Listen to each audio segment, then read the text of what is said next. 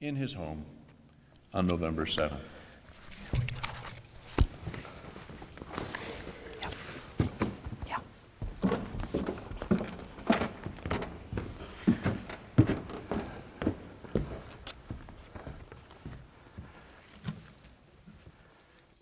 They say that behind every great man is a great woman. I think it works the other way around as well.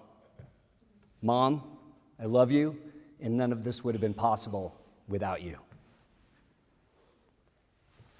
France, Germany, Sweden, Denmark, Norway, Liechtenstein, England, Mexico, French Polynesia, Israel, Greece, Turkey, the former Yugoslavia, Canada, Kenya, Tanzania, I always want to say Tanzania because of my time in England, Switzerland, Russia, the Ukraine, Romania, Bulgaria.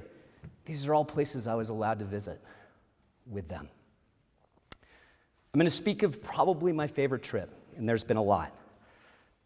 A place called the Marquesas Islands in French Polynesia. We got to go there. It's a land of amazing food as well. Ask my wife Ashley or my sister Karen about the poisson cru, fresh marinated fish. Sushi lovers. Oh yeah. More on the topic of food in a moment. A story of generosity and fairness and getting free stuff, a thing my dad was particularly skilled at, and bared results over decades of time. This is a story of the lecturer's cabin. So as my sister, Karen, and I, and Ashley, and my dad went to get on the ship in Tahiti, we were brought to the first room, which was a normal cabin, looked great, good to go, excited. And then we were brought to the place where Ashley and I were going to stay, called the lecturer's cabin. And as we went down and down and down the stairs to the bowels of the ship and headed closer and closer to the sound and smell of the engine running, a door opened to the inside, not the outside of the ship, so this means no windows, to a teeny tiny room with one bunk. My dad must have seen a slight level of disappointment in my eyes at that point, and he responded quickly and said, "Ron, I'll switch with you halfway through the trip." So cool, so amazing. By the way, the lecturer's cabin was free. That was his free trip. So when we were lucky enough to switch in, the lecturer's cabin was fine. It was all about where we were going, the sights and the smells and the sounds and the tastes. It was quite an amazing trip. If you got a lot of money and the spirit to go, the Aranui still sails, and it's an amazing place. I've eaten well, really well. So I can't eulogize without talking about Dad's food. My favorite from the Normandy French restaurant, and potentially the favorite meal, or one of them that he served, veal Marie Antoinette. Medallions of veal sautéed in butter with mushrooms, demi-glace, béchamel sauce au gratin. From the Tante Louise's first menu in 1973, Canadian hare marinated in Châteauneuf-du-Pape, probably my most eaten meal because I could not stop eating it every time we went to the quorum. 2 center cuts of filet laced with cognac sauce and béarnaise sauce. Cognac on one filet, béarnaise on the other. A delicacy category of food that I share with my father, basically innards. Moving to an amazing experience my sister had. Through Dad's connections, and only through his connections, Karen was able to do basically the impossible in 1983. Working for one of the best restaurants in the world, Michelin Guide, 3-star restaurant called L'Ousto de Beaumanière in Les Baux de Provence. This is the famous Provence in southern France.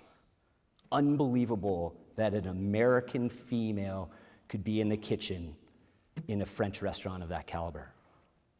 Les Baux was an amazing town, right? I have this love for medieval hilltop towns, and that's what Les Baux was, an old Roman quarry city. The mayor of the town was the owner of the restaurant, and he was the owner of the other restaurants that supported the main restaurant. It was a tourist destination. My favorite meal ever happened here.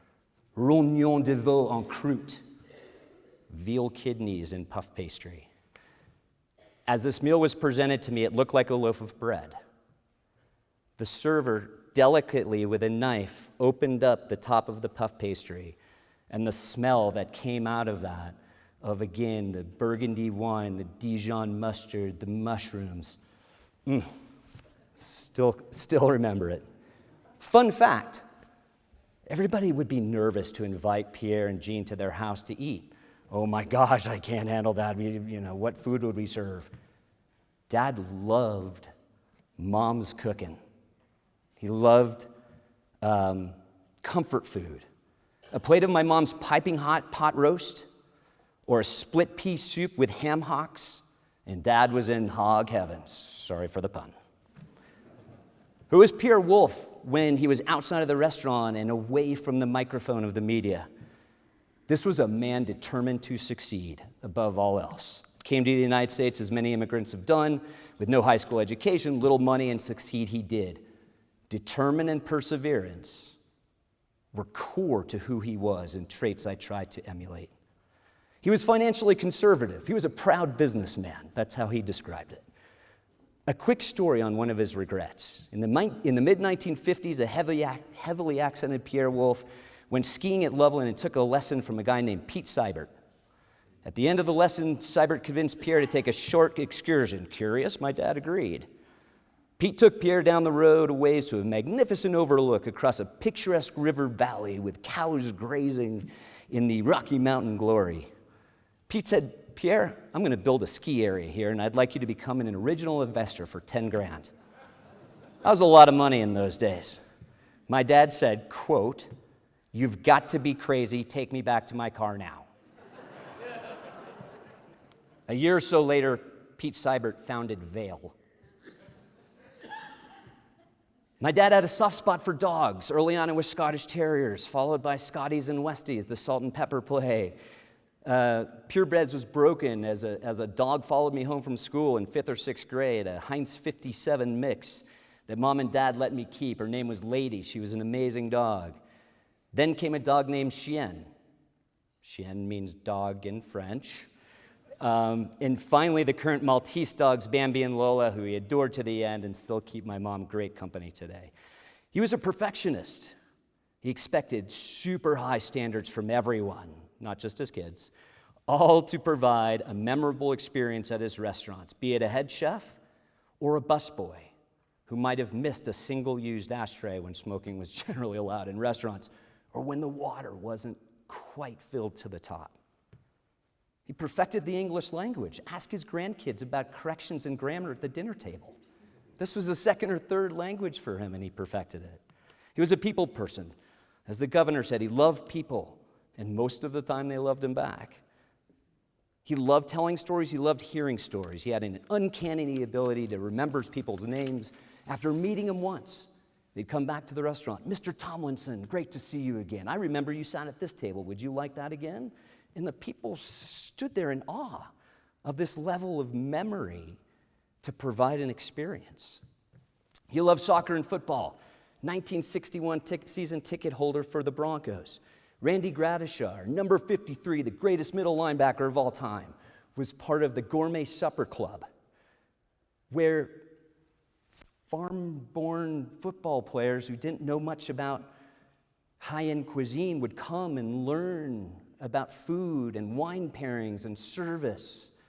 Haven Moses, Randy Gradishar, Billy Thompson, the names go on. I got to all meet them all. Probably couldn't talk to them because I was too nervous, meeting my heroes. Quick story about soccer. Dad coached soccer teams, but guess what? They were never Karen and my teams. They were teams that he coached because he loved the game. He played as a kid. There's a story of him breaking one hand. He was a goalie, broke that hand, put a cast on, played, and broke the other hand next week. Competitively, though, in soccer, there was one team that he could never beat. This was when he was coaching boys. He coached boys and girls. Many of them are in the Denver community and remember to this day. But he had a great team, couldn't beat this one team. These boys were 2 years younger than myself, and one day Dad said, "Ron, I think I'm going to play you this week. And why don't you grab that Phil Ratzer friend of yours? He's a pretty good soccer player too. Phil's in this audience. What's up, Phil?" So as this relentless assault in this game, I played defense, was happening, The game was tied, and I'll just never forget, shot after shot, our goalie saved it, et cetera. And at one point, in desperation, we were beat.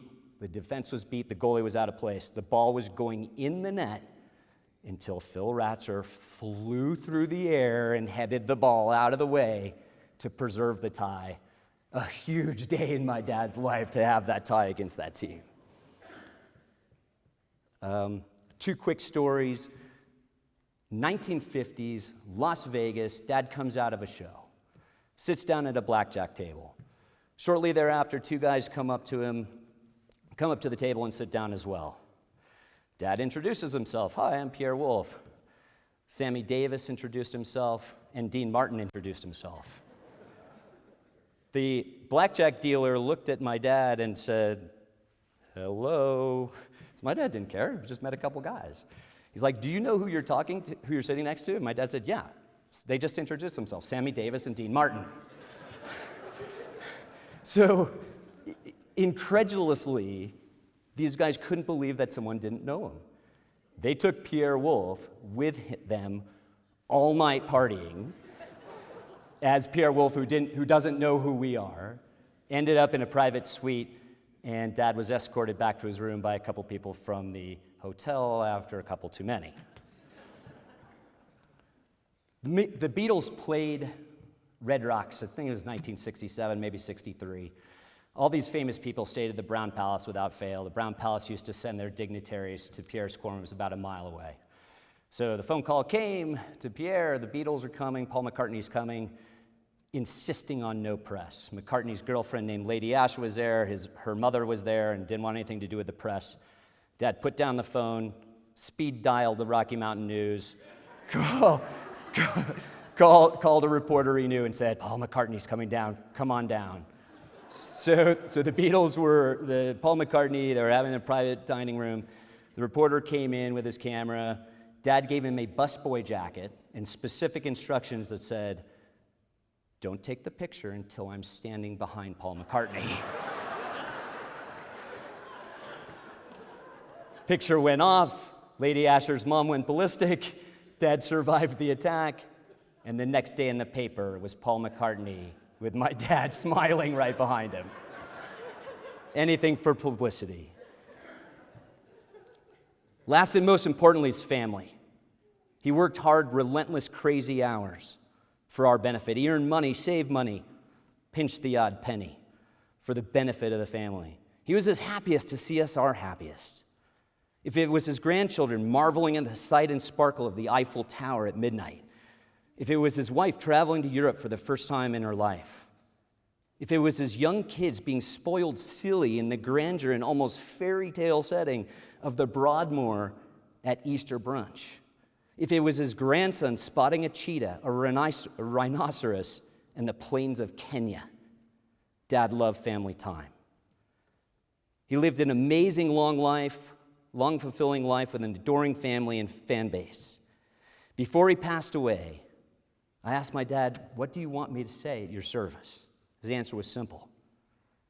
Tell the people of Denver that I love them. In closing, I would like to thank my fantastic family, extended family, and friends for your love and support. I appreciate it.